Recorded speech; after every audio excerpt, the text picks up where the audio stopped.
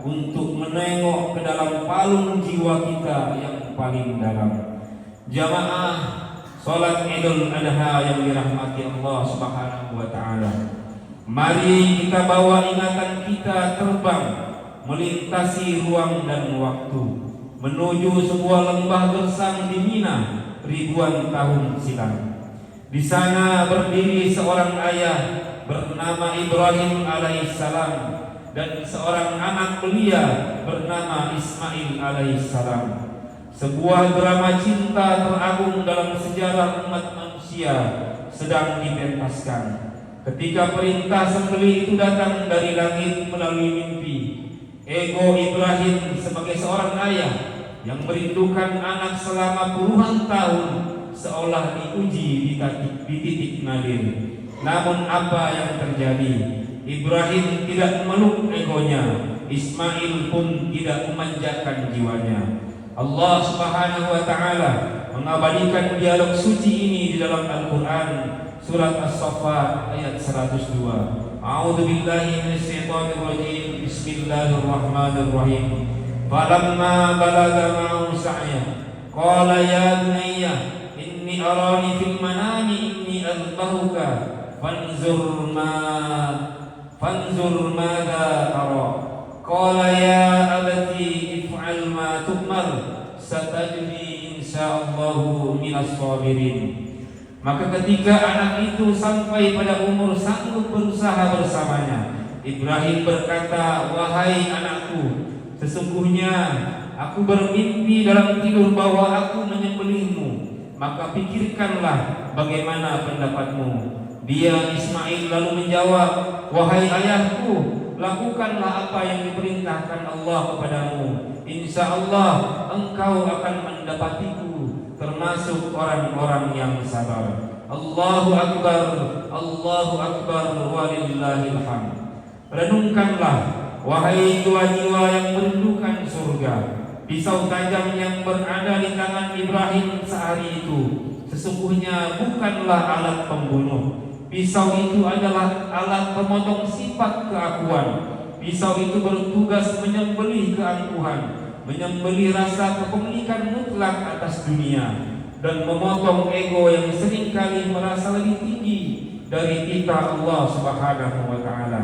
Ibrahim menghujamkan pisau itu bukan karena benci pada anaknya, melainkan karena cintanya yang tenggelam dalam samudera ridha Allah Subhanahu wa taala.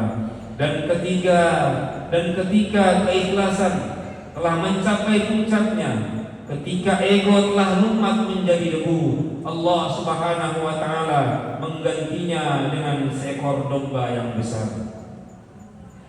Hari ini hewan-hewan kurban telah berbaris, pisau-pisau tajam telah diasah. Namun ketahuilah, musuh terbesar yang harus kita rebahkan hari ini di atas altar penyembelihan bukanlah kambing, bukanlah sapi. Musuh itu ada di dalam dada kita sendiri. Ego kita yang gemuk, kita yang seringkali memelihara hewan ternak dalam batin kita. Kita pelihara sifat sombong seperti singa, kita rawat sifat tamak seperti serigala, dan kita besarkan sifat egois yang menganggap diri paling benar. Maka saat pisau kurban mengiris leher hewan di luar sana, pastikan mata pisau maknawi di dalam hati kita juga sedang memotong sifat keakuan kita. Ma'asyiral muslimin yang berbahagia, ketahuilah Allah Subhanahu wa taala tidak butuh pada dagingnya, Allah tidak harus pada darahnya.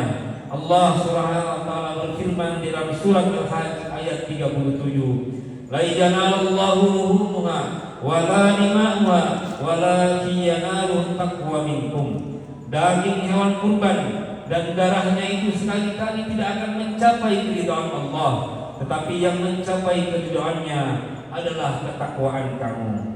Aduhai, alangkah malangnya kita jika setelah Idul Adha berlalu, hewan kurban kita telah disembelih, namun ego kita tetap hidup subur. Alangkah ruginya kita jika darah kurban mengalir, namun air mata taubat kita kering merontang.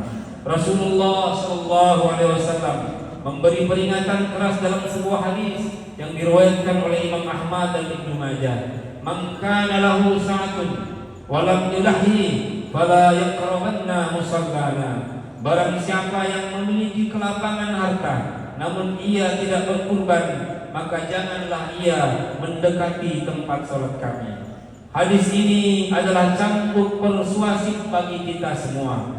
Rasulullah tidak sedang mengusir kita secara fisik, melainkan sedang menutup pintu nurani kita sedang menutup pintu nurani kita yang tertutup oleh gembok kekikiran.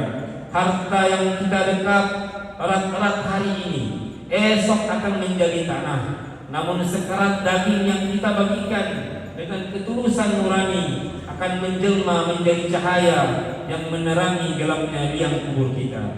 Allahu Akbar, Allahu Akbar, walillahil hamd.